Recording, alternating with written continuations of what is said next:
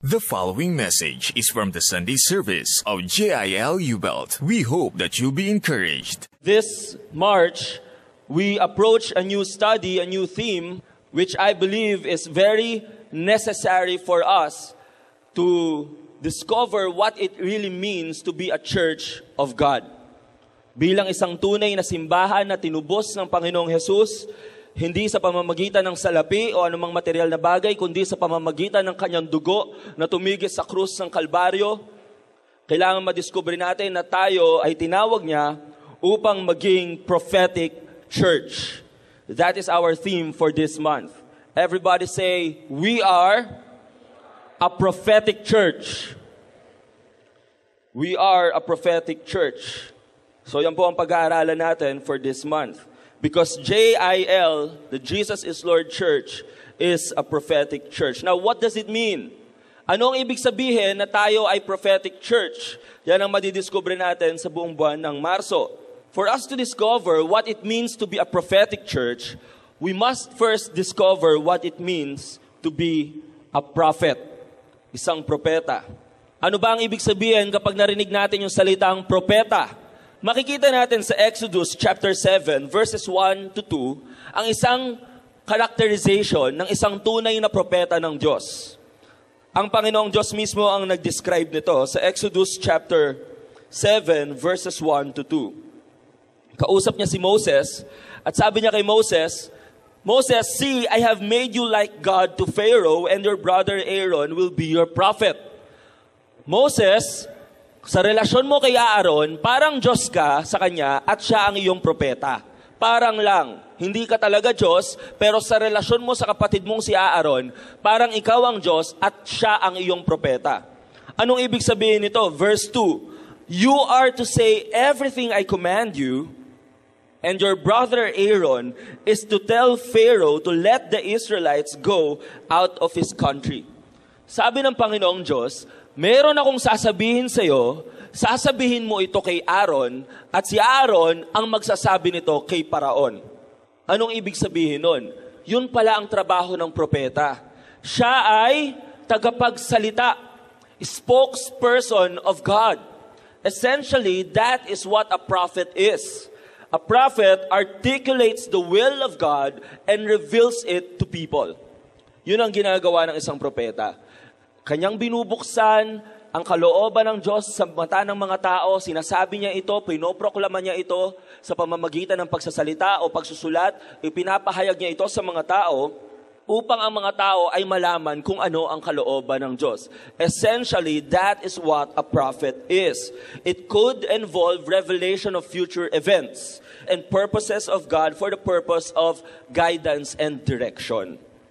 So, essentially, that's what a prophet does. Hindi manghuhula ang propeta.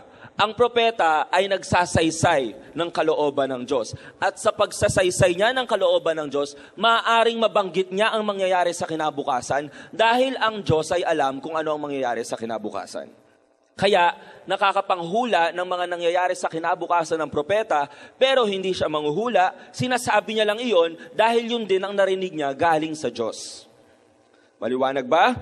Yan ang ginagawa ng isang propeta.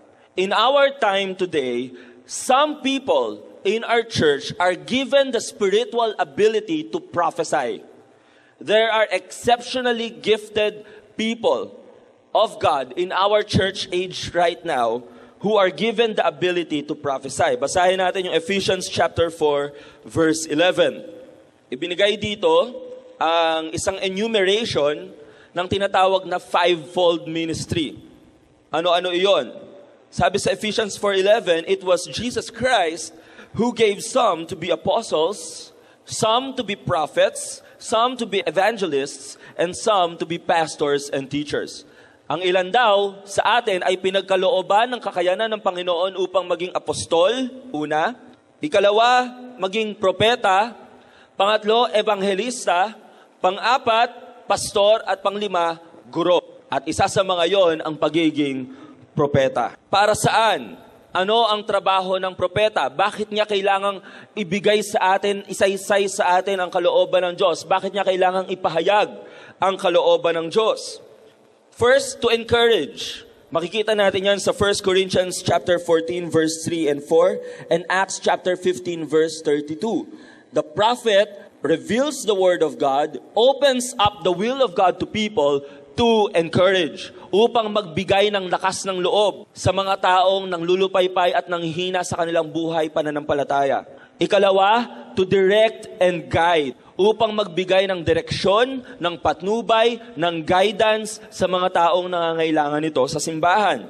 Makikita natin yan sa 1 Samuel chapter 22 verse 5. Ikatlo, ang propeta ay nandyan para magbigay ng lakas ng loob, para magbigay ng direksyon, at upang magtuwid, to correct and rebuke. Magtuwid, magtama, sabihan ka kung ikaw ay nagkakamali, meron kang kasalanan na nagawa sa Diyos, sasabihan ka niya. Yan ang ginagawa ng isang propeta. And lastly, to warn. Upang magbigay ng babala. Kung meron mang nakaambang panganib sa iyo, ang propeta ay nandyan, maaari siyang gamitin ng Diyos upang magbigay ng babala. Makikita natin yan sa Ezekiel chapter 35 verse 7 and Acts chapter 21 verses 10 to 11. Naalala ko, last year, nagkaroon ako ng isang experience na I was talked to by a prophet. Isa sa mga miyembro natin sa JIL na merong gift of prophecy. Merong isang event sa Quezon City Memorial Circle na pupuntahan ko dapat. I was planning to go to Quezon City Memorial Circle the next week. Pero bago ako pumunta doon, biglang nag-text sa akin itong kapatiran natin na mayroong gift of prophecy at sinabi niya sa akin na nanaginip daw siya na ako ay nakataksi pumunta sa Quezon City Memorial Circle at ako daw ay hinold up at napatay. So, pero hindi niya alam na ako ay pupunta sa Quezon City Memorial Circle. Nalaman niya lang noong tinext ko siya pabalik. Nag-reply ako sa kanya at sinabi ko sa kanyang, talagang pupunta ako sa Quezon City Memorial Circle next week. I was planning to go there. Pero ngayong sinabi mo na yan, wala na akong planong pumunta doon. Dahil maaaring nais ipakita ng Diyos na hindi niya kalooban. Napuntahan ko yung event na yon, hindi niya kalooban na gawin ko yung dapat kong gawin doon. Kaya binigyan niya ako ng ganoong klase ng babala.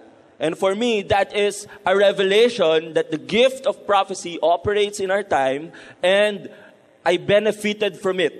Nag-benefit ako doon sa gift na yon, ibinigay sa akin ng ating kapatiran ng babala, kaya hindi ako tumuloy sa Quezon City Memorial Circle. It is a truth that there are people in our church who are exceptionally gifted by God, by the Holy Spirit, to prophesy. Binigyan sila ng kakayanan ng Panginoong Diyos. Kung paanong ang lahat tayo dito ay binigyan ng kanya-kanyang space of grace ni Lord, spiritual gifts, merong mga taong ang specific space of grace nila is the gift of prophesying. Pero, maaaring wala kang gift of prophecy specifically as an individual, pero itong lagi mong tatandaan. The church as a whole is called by God to be a prophet to the world. Tayo, bilang simbahan, tinubos ng Panginoong Jesus, katawan ni Kristo, meron tayong pagkakatawag upang maging propeta ng Diyos sa mundo. That is what the church ought to be in this world. If we are to play a role in this world, we ought to be prophets of God. Dapat tayong maging propeta ng Diyos bilang isang simbahan. Sabihin mo sa katabi mo, isa kang propeta ng Diyos. You don't seem to believe it. Sabihin nyo na parang naniniwala kayo dahil dapat nyo talagang paniwalaan. Sabihin mo sa kanya, isa kang propeta ng Diyos. Bilang parte ng katawan ni Kristo, you are a prophet of God. That is what you are. Yan ang sinasabi sa 1 Peter chapter 2 verse 9.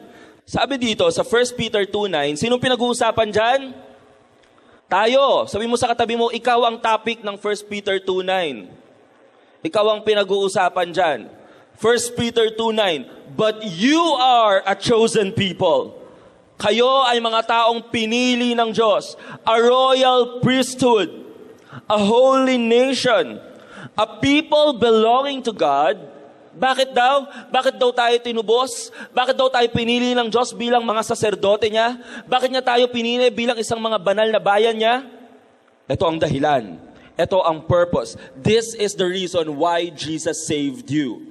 That you may declare the praises of Him who called you out of darkness into His wonderful light. Para iproklama mo, para ideklara mo, para ipagkalat mo, para ipagsabi mo ang lahat ng mga magagandang bagay na tungkol sa Panginoon na tumawag sa iyo mula sa kadiliman papunta sa kanyang kaharian ng liwanag. That's the reason why you're not yet dead. That's the reason why Jesus has not taken you up to heaven. So that you may declare in a prophetic way, in a prophetic fashion, in the tradition of the prophets, so that you may declare the praises of Him who called you out of darkness into His marvelous light. That's why we are prophets to the world. Do you now believe it? We as a church, that is the reason we are here. So that we may declare the praises of God. Bilang mga propeta niya. As a church, we must articulate, declare the will of God, His purposes, His praises to this broken world. Bakit? Dahil walang ibang gagawa nun. Mga Kristiyano lang ang tunay na gagawa ng pagpapahayag ng mga kadakilaan ng Diyos sa mundong punong-puno ng problema, sa mundong maraming suliranin, trahedya, kapahamakan. Ang mga Kristiyano lang ang tunay na makakagawa nito. Sabi pa sa 2 Corinthians chapter 5 verse 20. We are therefore Christ's what? Ambassadors. Representante ng Panginoong Diyos sa mundong ito. We are therefore Christ's ambassadors, as though God were making His appeal through us. We implore you on Christ's behalf, be reconciled to God. Yan daw ang trabaho ng mga Kristiyano. Yan daw ang trabaho ng simbahan ng Panginoon. Ambassador, representante ng Panginoong Diyos sa mundong ito. Para daw, it is as though God were making His appeal through us. Na tuwing pinapahayag daw natin ang salita ng Diyos, parang ang Diyos mismo ang nagsasalita. Then what are we? Spokespersons. What are we? Prophets. That is what we are. We are called to be a prophetic church. We live our lives on behalf of God. We proclaim God on behalf of God. This is what it means to be a prophetic church. A prophetic church makes known the will of God to people through teaching, preaching, and living out the full gospel of the Lord Jesus Christ. Ano yung full gospel of the Lord Jesus Christ? Nandito yon sa Biblia, sa kanyang salita. Kaya tanungin mo ang sarili mo, am I a spokesperson of God? Nagsasalita ba ako para sa Panginoon? Namumuhay ba ako na parang si Jesus ang namumuhay sa aking buhay? Upang kapag nakita ako ng kapitbahay ko, kapag nakita ako ng kaklase ko, ng kamag-anak ko, ng mga kamanggagawa ko, katrabaho ko, makikita nila ang buhay ng Diyos sa akin. Maiproproklama sa pamamagitan ng buhay ko ang buhay ng Diyos. When was the last time you shared the gospel to people? Kailan tayo huling nagbahagi ng salita ng Diyos? Kailan ka huling may ipinagdasal, ipinagpray at sinabi sa Kanya na mahal siya ng Panginoong Diyos, na matay ang Panginoong Diyos para sa Kanyang mga kasalanan? You are a prophetic church. No one else will do that but the church of God. If we become lax in proclaiming the message of God, no one else will do what has to be done for the glory of God. Kailangan tignan natin ang mga sarili natin bilang tagapagsalita ng Panginoong Diyos. Spokespersons of God. Now, if you will examine the Bible, kung atin pong pag-aaralan ng Biblia, yung mga propeta po, meron silang mga major concerns na tinatawag. The prophets were concerned about making sure that people are in line with the will of God. Yan po ang pinakatrabaho ng propeta. Ipinapahayag niya ang salita ng Diyos upang masiguro na ang mga tao ay namumuhay ng naaayon sa kalooban ng Diyos. And if you will study the Bible, the prophets made sure that people would know the will of God by speaking out and standing against three major sin issues. Merong tatlong mga kasalanan, area ng kasalanan, major areas of sin, na kahit sinong propeta sa Biblia, ito ang pinag-uusapan nila, ito ang tinatalakay nila. At sa buong buwan ng Marso, tatalakayin natin isa-isa ang mga sin areas na to, and we will learn how to handle these sin areas, how to stand up against them, and save by the power of God those who are engulfed in these sins. At atin ding susuriin ang ating mga sarili, na baka tayo mismo ay nalulunod sa mga kasalanang ito. First, the prophets stood up against idolatry. They stood up against immorality. And they stood up against injustice. Idolatry, pagsamba sa Diyos-Diyosan. Immorality, paggawa ng mga kasamaan. Injustice, kawalan ng katarungan at hustisya sa personal nating buhay at sa lipunan. All the prophets of God spoke, discussed these things. They spoke against idolatry. They spoke against injustice. They spoke against immorality. If we will become a true prophetic church, then we must also stand up against these sins in our lives. We must also stand up against these sins and examine our lives. Ako ba merong idolatry sa buhay ko? Am I living an immoral life? Am I unjust to people? Do I condone injustice? If we are to become a prophetic church, then we must stand up against immorality, idolatry, and injustice. At sa araw na ito, magfo-focus tayo sa idolatry. Standing up against idolatry. If you are to become a true prophet of God, a true prophetic church, if we are to become the prophetic church of God, then we must not fear to stand up against idolatry. Noong nakaraang linggo, meron akong nabasang dyaryo tungkol kay Manny Pacquiao. Kilala niyo ba si Manny Pacquiao? Sabi dun sa article tungkol kay Manny Pacquiao, alam natin na si Manny Pacquiao ay nakakilala sa Panginoong Jesus, hindi ba? Sinuko niya ang buhay niya sa Panginoong Jesus. In other words, na born again si Manny Pacquiao. Naranasan niya yung tinatawag na born again experience. Hindi siya sumapi sa samahang ang tawag ay born again. Hindi siya sumapi sa isang relihiyong ang tawag ay born again, sapagkat ang born again ay hindi isang samahan o relihiyon. Ang born again ay isang karanasan. Naranasan ni Manny Pacquiao yung tinatawag na born again experience. Ginawa siyang isang bagong nilalang ng Panginoong Jesus dahil isinuko niya yung buhay niya sa Panginoong Jesus. Kaya yung mga tao nagtataka, hindi na siya nagsusugal, hindi na siya nang bababae. Ngayon, sabi sa dyaryo, hiningan namin ng reaksyon si Manny Pacquiao tungkol sa mga sinabi ni Mami Jonisha sa pagpalit nito ng relihiyon. Hindi naman daw nila pinagtatalunan ito ng kanyang ina. Kung ano man daw ang mga gustong paniwalaan ng kanyang ina, hindi raw niya ito kokontrahin. Tapos kinote si Manny. Ito yung sabi ni Manny. Ang sa akin kasi, doon pa rin ako sa nakasulat sa Bible. At iyon talaga ang sinusunod ko, sagot ni Pacquiao. Pero ang sabi ko sa kanya, sabi daw niya kay Mami Jonisha, intindihin niya kung ano ang nakasulat sa Bible. Alam ko kung ano ang paniniwala ng mama ko, pero sabi ko sa kanya, did you confirm that in the Bible? Inglisan sila sa bahay ni Mami Jonisha. Ito daw sabi niya kay Mami Jonisha, did you confirm that in the Bible?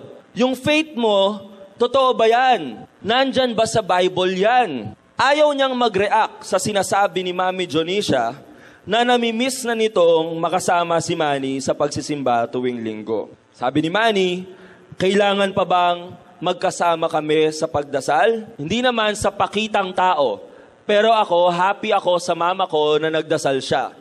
At sinasabi ko sa kanya, iwasan niya talaga ang idolatry. Dahil iyon talaga ang pinaka-detestable things in the sight of God. Dapat no? Sabi niya, Mami, hindi ko naman inihiling na magpalit ka ng relihiyon. Okay yan, nagdadasal ka. Pero ito ang hiling ko sa'yo, sabi ni Manny Pacquiao kay Mami Jonisha, nakalagay sa dyaryo. Iwasan niya talaga ang idolatry dahil iyon talaga ang pinaka-detestable thing in the sight of God. Ano tong tinutukoy ni Manny Pacquiao na idolatry? Na kabilin-bilin na niya sa nanay niya, "Nanay, Mama Jonisha, wag mong gagawin yan. Wag kang mag-a-idolatry dahil ang description ni Manny Pacquiao, yan ang pinakakasuklam-suklam sa harapan ng Diyos. Ang idolatry. Ano ba ito? Ano ba ito na sa Tagalog ay pagluhod o pagsamba sa Diyos-Diyosan? Ano ang idolatry? Ito ang pag-aaralan natin ngayon. Idolatry is giving greater thought. Sa simpleng salita po, it is giving greater thought or appreciation to anything or anyone more than God. Sa Tagalog, pagbibigay ng higit na pagkahumaling o pagpapahalaga sa sino man o anuman kaysa sa Diyos. Sa simpleng salita, yan ang idolatry. Kung merong bagay o tao na mas nahuhumaling ka, mas binibigyang halaga mo kaysa sa Diyos, ang bagay o tao na iyon ay nagiging Diyos-Diyosan. At kapag ginawa mo iyon, ikaw ay gumagawa ng kasalanan na ang tawag ay idolatry. Pagsamba sa Diyos-Diyosan. Mayroong tatlong bagay sa mga buhay natin na maaaring maging idol o Diyos-Diyosan. 3 things that could become idols in our lives. Number 1 is passions. 3 P po ang mga bagay na ito. Passions. Your passions can become your idols. Yung mga bagay na gustong-gusto mong gawin. Yung mga pangarap mo sa buhay. Yung mga hobby mo, yung mga bagay na gustong-gusto mong gawin, the things that you are really passionate about, the things that you really believe in, kahit yung mga pinaniniwalaan natin, pwede silang maging Diyos-Diyosan. Naalala nyo ba yung mga Pariseyo? Anong sabi ng Panginoong Hesus sa kanila? Sabi ng Panginoong Hesus sa kanila, mas binigyan nyo ng halaga yung mga tradisyon na ginawa nyo kaysa sa mga kautusan ng Diyos. These Pharisees, yung mga teachers of the law, they were so passionate about their traditions. Kaya sabi ng Panginoong Hesus sa kanila, bakit ganyan ang ginawa ninyo? Mas binigyan ninyo ng halaga kaysa sa kautusan ng Diyos, kaysa sa relasyon sa Diyos, ang mga man-made traditions. Sabi ni Jesus Christ sa Mark chapter 7, verses 8 and 13. Sabi niya sa kanila, "You have let go of the commands of God and are holding on to the traditions of men." Sabi sa verse 13, "Thus you nullify the word of God by your tradition that you have handed down, and you do many things like that." Yung mga passion natin.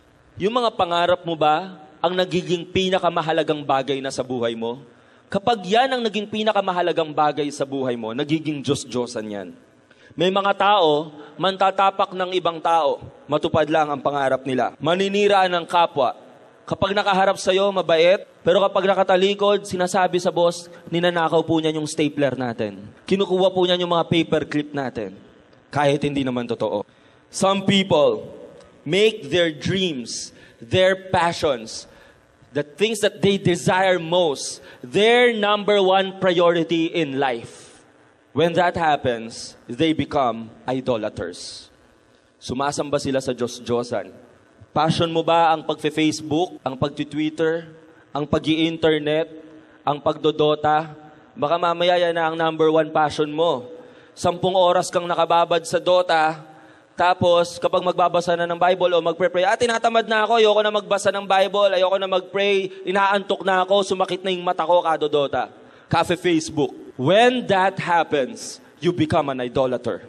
Nagiging Diyos-Diyosan mo ang mga bagay na mas pinagtutuunan mo ng pansin, halaga, at pagkahumaling.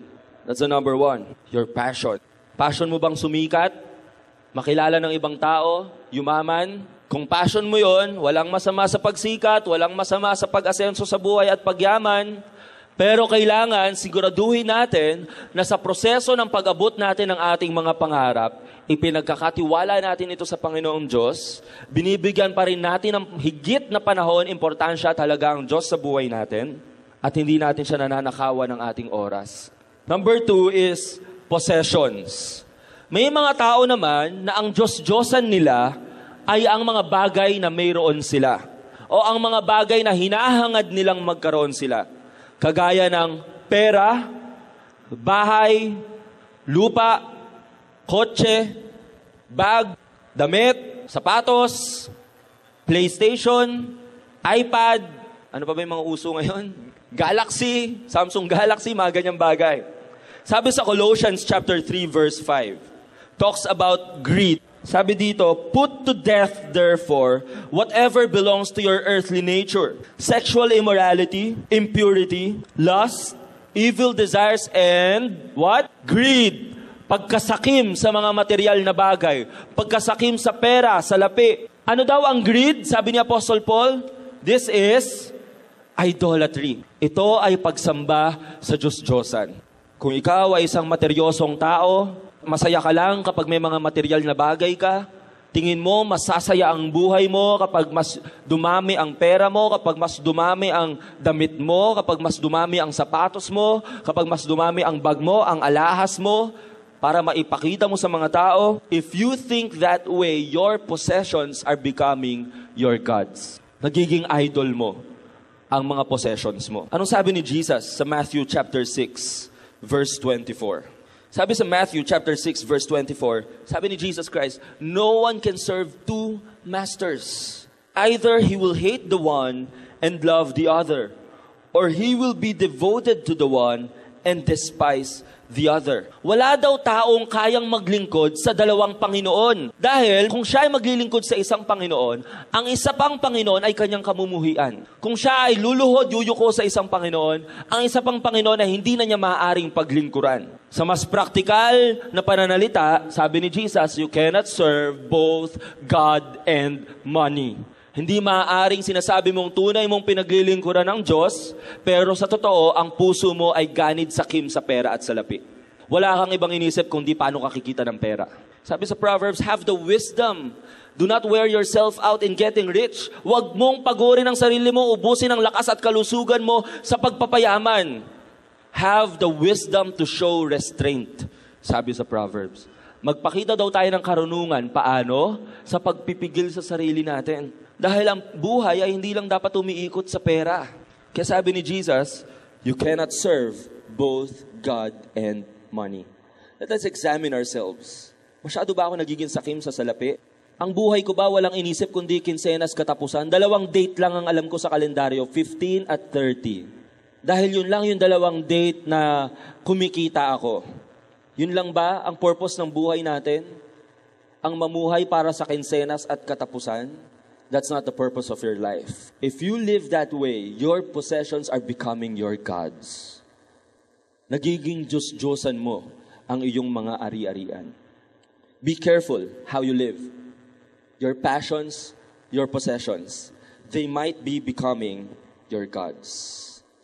They might be becoming your idols.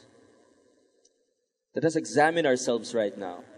Are my possessions, are my passions, the number 1 priorities of my life? Don't make it your number 1 priority. Hindi ka mapapagpala ng Panginoon kung itinataas natin ang mga imahin na ito, ang mga Diyos-Diyosan na ito sa ating mga buhay. That's number 2, possessions. Number 1, what's the first thing in your life that could become your idol? Your passions. What's the second one? Possessions. And number 3, personalities. Mga personalidad. Meron bang mga tao sa buhay mo na mas itinataas mo kaysa sa Diyos?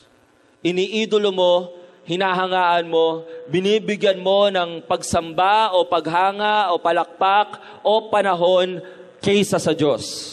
Doon kanina sa binasa nating istorya ni Manny Pacquiao, na sinabi niya kay Mami Jonisha na huwag kang mag-idolatry, Mami Jonisha, ito yung tinutukoy ni Pacquiao. The idolatry of persons. Ang pagsamba sa mga tao bilang Diyos-Diyosan.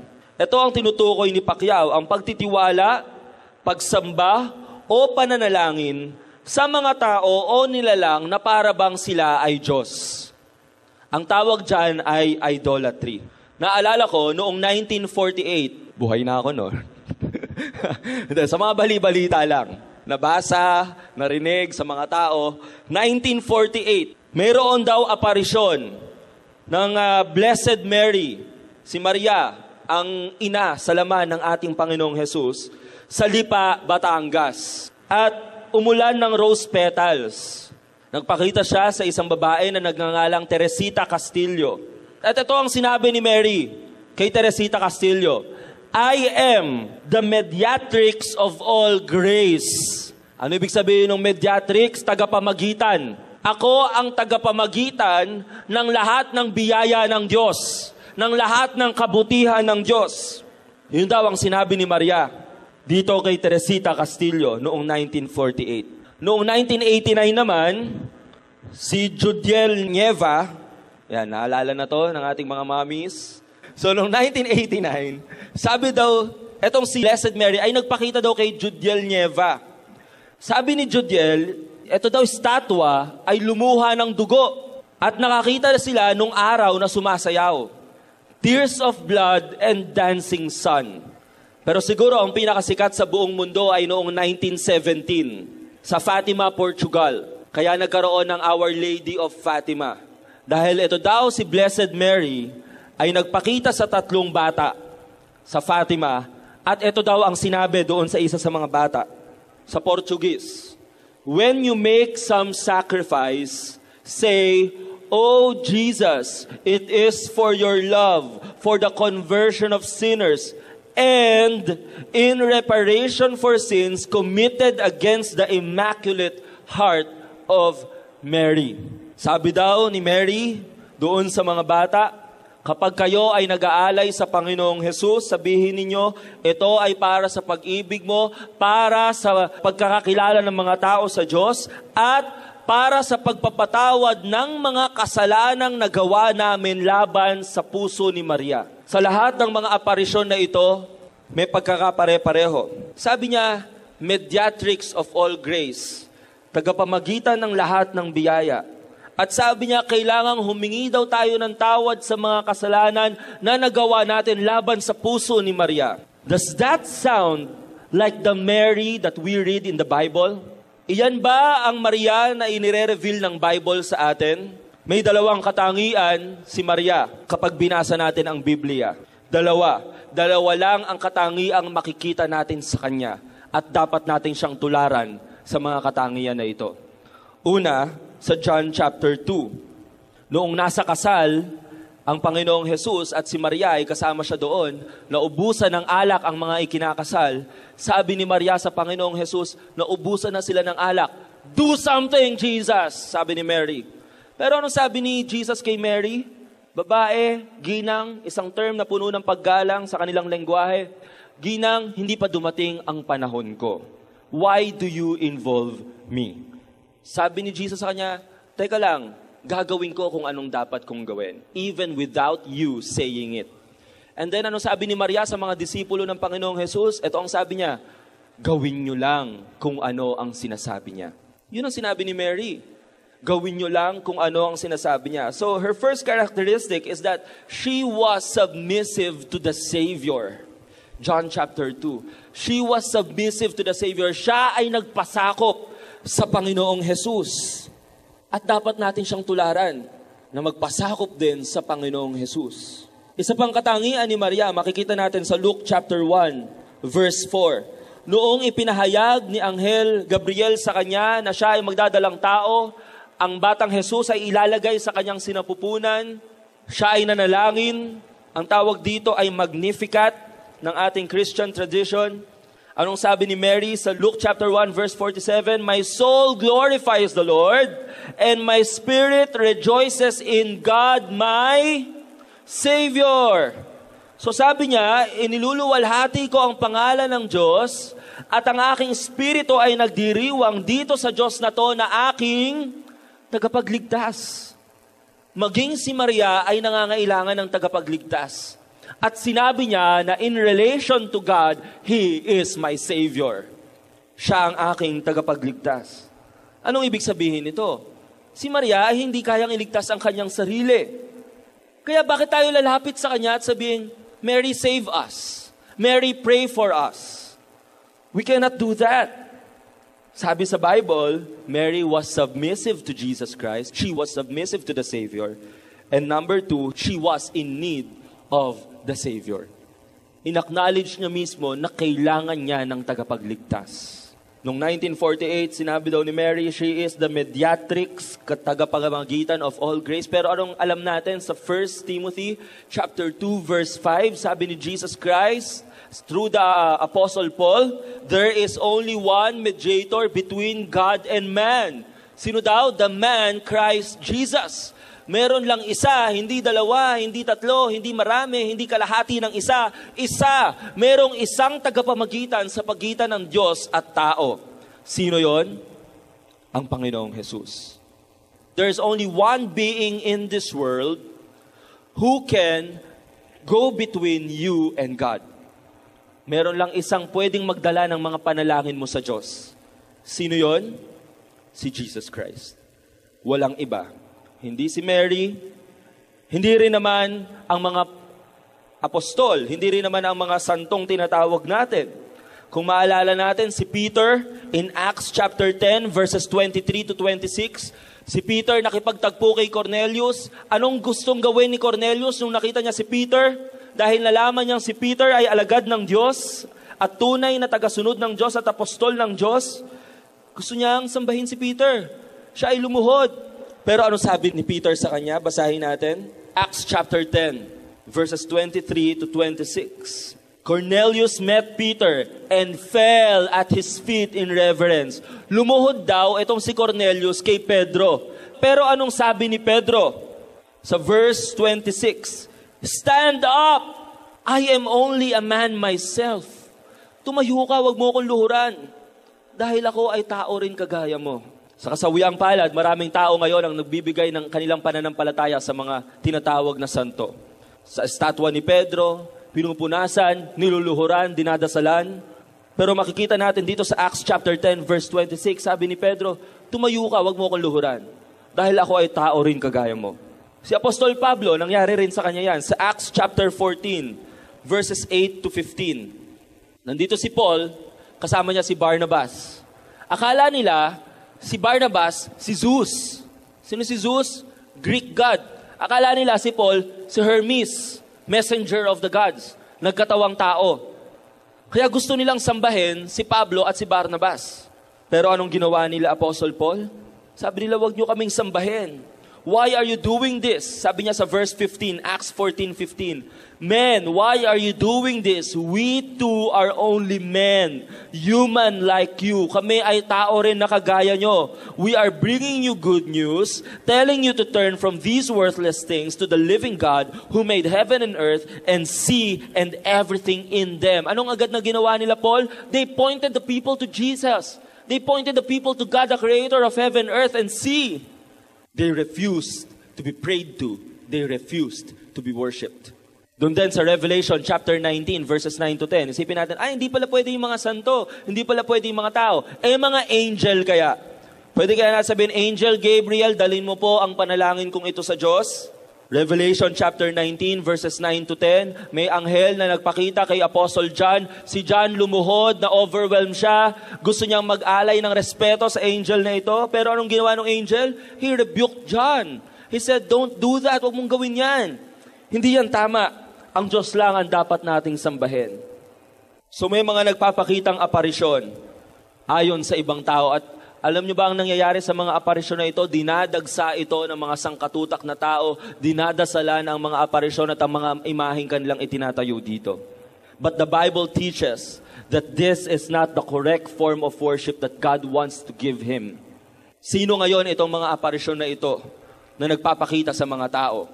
Kung hindi sila talaga si Mary, kung hindi talaga sila ang mga santo na tinatawag natin, kung hindi ito galing sa Diyos, galing ito kanino? 2 Corinthians chapter 11 verse 14, Satan masquerading as the angel of light. Ito ay mga spirito ng diablo na nagbabalat kayo bilang mga anghel ng liwanag, bilang mga mensahero ng liwanag ng Diyos.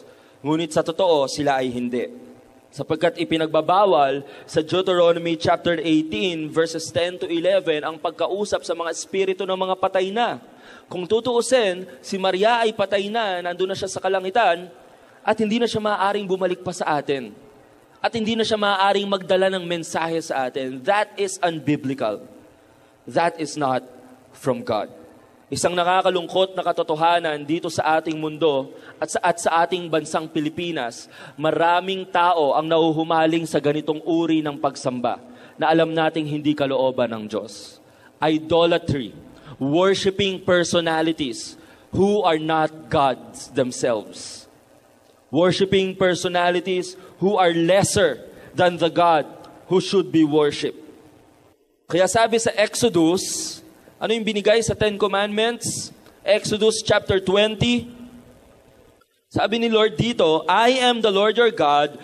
You shall have no other gods before me. Whether it is your passion, your possession, or other personalities, you shall have no other gods before me. Huwag kang magkakaroon ng ibang Diyos maliban sa akin. Next commandment, you shall not make for yourself an idol. Huwag kang gagawa ng imahen in the form of anything in heaven above or on the earth beneath or in the waters below. Ano mang itsura ng imahe na yan, huwag kang gagawa niyan, huwag mong sasambayin yan, huwag mong luluhuran yan. You shall not bow down to them or worship them, for I, the Lord your God, am a jealous God, punishing the children for the sins of the fathers to the third and fourth generation of those who hate me, but showing love to 1,000 generations to those who love me and keep my commandments. Ano pang sabi ng Panginoon sa Isaiah chapter 46? Sabi ng Panginoon dito, their idols are born by beasts of burden. Ang kanilang mga Diyos-Diyosan, may mga imahe ng mga Diyos-Diyosan na ito at dinadala ito ng mga kalabaw, dinadala ng mga kabayo. The images that are carried about are burdensome. Isaiah 46 verse 1. A burden for the weary. Sabi ng Panginoon dito, bakit ganon? Sinasamba nila itong Diyos-Diyosan, pero itong Diyos-Diyosan na ito, pabigat sa kanila. Kailangan buhatin, kailangan punasan, linisin, kailangan ilipat-lipat ng lugar. Kapag prinoprosesyon, binubuhat, they stoop and bow down together, unable to rescue the burden. They themselves go off into captivity. And then sinabi ni Lord sa verse 3, you whom I have upheld since you were conceived and have carried you since your birth. Sabi niya, listen to me. Listen to me. You whom I have upheld since you were conceived and have carried since your birth. Sabi ng Panginoon, ang totoong Diyos, hindi mo kailangang buhatin. Sapagkat ang totoong Diyos, siya ang bubuhat sa'yo. Siya ang aalalay sa'yo. Siya ang tutulong sa'yo. Ang totoong Diyos, hindi mo kailangang linisin. Dahil ang totoong Diyos, siya ang lilinis sa iyo. Siya ang hahawak sa'yo. Siya ang tutulong sa'yo. Siya ang sasaklolo sa iyo. Anong nangyayari sa imahen kapag may sunog? Sasaklolo, nasusunog yung natin, yung santo. Nasusunog. Iligtas natin ang santo mula sa pagkasunog. Pero dito sa Isaiah 46, ang sinasabi ng Diyos, ang totoong Diyos, hindi mo kailangang iligtas. Dahil ang totoong Diyos, siya ang magliligtas sa iyo. Siyang bubuhat sa iyo, ano man ang kalagayan ng buhay mo, ano mang pagsubok ang kinakaharap mo, ano mang kabigatan meron ka, hindi siya magiging pabigat sa iyo. Sabi ng Panginoong Yesus sa Matthew chapter 11 verses 28 to 30, come to me all you who are weary and burdened, and I will give you rest. Lumapit kayo sa akin, kayo mga nabibigat ang lubha sa mga daladalahin ninyo, sa mga pasaanin ninyo. Dahil sa mga idols, mga Diyos-Diyosan na nagiging pabigat sa inyo, lumapit kayo sa akin. Bibigyan ko kayo ng kapahingahan mula sa mga pabigat na yan. I will give you rest. Yan ang sinasabi ng Panginoong Jesus. Sabi pa niya sa Isaiah chapter 46, verse 4, even to your old age and gray hairs, I am He who will sustain you. I have made you and I will carry you. I will sustain you and I will rescue you. Kahit sa pagtanda mo, kahit manghina ka na ang physical mong katawan, nandito pa rin ako, tutulungan ka, bubuhatin ka. Hindi yan kayang gawin ng Diyos-Diyosan mo. Your passions cannot do that for you. Your possessions cannot do that for you. No other personality cannot do that for you. Pero anong pangako ng Panginoon? Ako ay magiging tapat sa iyo kahit tumanda ka, kahit manghina ka, kahit magkaroon ka ng mga karamdaman, ako ang tutulong sa iyo. I will rescue you. I will save you. Verse 5. To whom will you compare me or count me equal? Naghahamon ng Diyos dito. Kanino mo ako ikukumpara? Sino ang maaaring maging katumbas ng aking kapangyarihan upang ikaw ay iligtas, upang ikaw ay tulungan sa lahat ng mga sitwasyon na pinagdadaanan mo? Kaya ba yan ang Diyos-Diyosan mo? To whom will you liken me that we may be compared? Kanino mo ko pwedeng ikumpara? Sa anong imahin mo ko pwedeng maahalin tulad? Sabi niya sa verse 6, some pour out gold from their bags and weigh out silver on the scales. They hire a goldsmith to make it into a god, and they bow down and worship it. Verse 7, they lift it to their shoulders and carry it. They set it up in its place, and there it stands. From that spot, it cannot move. Sabi ng Panginoong Diyos sa Isaiah chapter 46, verse 7, binubuhat nila ang mga Diyos-Diyosang to, ipinipirmi sa isang lugar, ngunit mula sa isang lugar na iyon, hindi na kayang gumalaw ng Diyos-Diyosa na iyon. Though one cries out to it, it does not answer. At ito ang sabi ng Panginoon, kahit anong sigaw, kahit anong panalangin, ang gawin mo sa Diyos-Diyosan sa imahen na yan, hindi yan sasagot sa iyo. It cannot save him from his troubles. It cannot save him from his troubles. Walang kaligtasan sa mga Diyos-Diyosan. Whether it's your passion, yung dreams mo sa buhay mo, your possessions, may mga tao, akala nila dahil sobrang yaman nila, secure na sila sa buhay nila, hindi na nila kailangan ng Diyos. Your dreams, your passions cannot save you. Your possessions cannot save you. And it is clear in the Bible that no other personality, no other name is given under heaven by which man can be saved but the name of Christ Jesus. Acts chapter 4 verse 12. Walang ibang pangalan na ibinigay sa silong ng langit, sa ilalim ng silong ng langit upang ikaligtas ng tao, kundi ang pangalan ng Panginoong Jesus. Are you lifting up idols in your life? May mga bagay ba sa buhay mo na mas itinataas mo kaysa sa Panginoong Diyos? Sa oras na ito, inaanyayahan kitang isuko yan sa Panginoon. Humingi ka ng tawad sa Kanya kung nagawa mo iyon, kung sumamba ka sa mga Diyos-Diyosan, at sabi mo, Panginoong Diyos, gusto ko, ikaw lang ang maitaas sa buhay ko at wala nang iba. You've been listening to a Sunday service message from JIL Belt. JIL Belt meets at 1 o'clock p.m. at Evergotesco, Manila Plaza Mall on Recto Avenue, Manila. You may copy or distribute this audio material provided that you do not alter its content or charge any fee. For more information, visit www.facebook.com/JIL Belt.